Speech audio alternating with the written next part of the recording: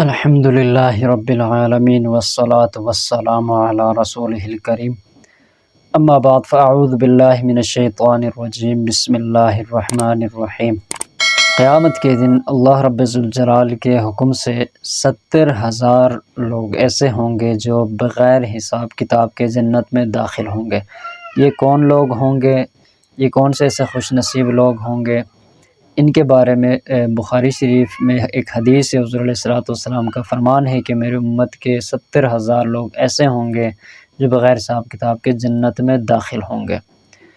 تو یہ بات جو حضور علیہ السلام نے ایک مجلس میں جب یہ بات کی تو حضرت عکاشہ رضی اللہ عنہ فوراً اٹھے اور کہنے لگے، یا رسول اللہ دعا کیجئے کہ میں بھی انہی لوگوں میں سے ہو جاؤں۔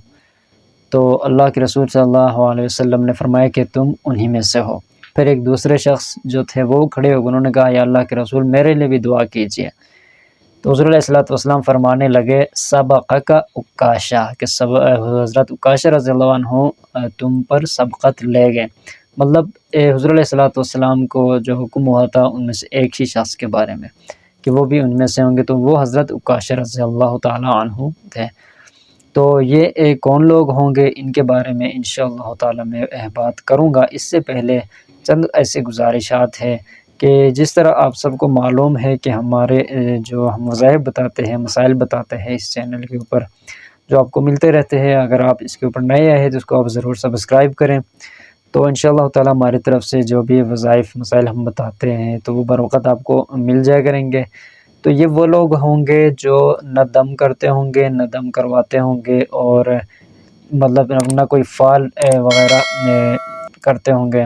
یہ ان جھاڑ پھونک وغیرہ سے اپنے آپ کو بچاتے ہوں گے اور صرف وَعَلَىٰ رَبِّهِمْ يَتَوَكَّلُونَ، وہ اپنے اللہ پر بھروسہ کرتے ہوں گے، یہ وہ لوگ ہوں گے۔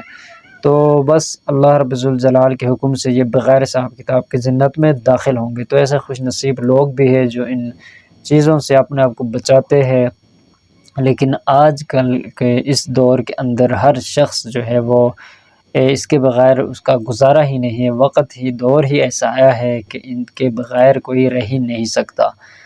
تو مختلف قسم کے مسائل، بیماریاں وہ آ جاتی ہے جن کی وجہ سے بندہ پریشان ہو کر مجبوراً ان چیزوں کے پیچھے وہ جاتا ہے اور ان کو وہ اپناتا ہے۔ تو یہاں ایک ضروری گزارش ہے، اگر ان اعمال کو ہم کرنے لگ جائے کسی بیماری کی وجہ سے یا کسی ضرورت کی وجہ سے، تو ہماری کوشش ہو کہ ہم ان وظائف کو اپنائیں جو قرآن و حدیث کی روشنی میں جو جائز ہے، جن کی اجازت ملتی ہو، جن کے بارے میں اللہ کے رسول نے فرمایا ہے کہ آپ اس طرح جھاڑ پھونک یا دم وغیرہ تعویذ وغیرہ لے سکتے ہیں، دم کر سکتے ہیں، جیسے سورہ فاتحہ کے بارے میں ہے کہ بیماروں کے لیے اس میں شفا ہے۔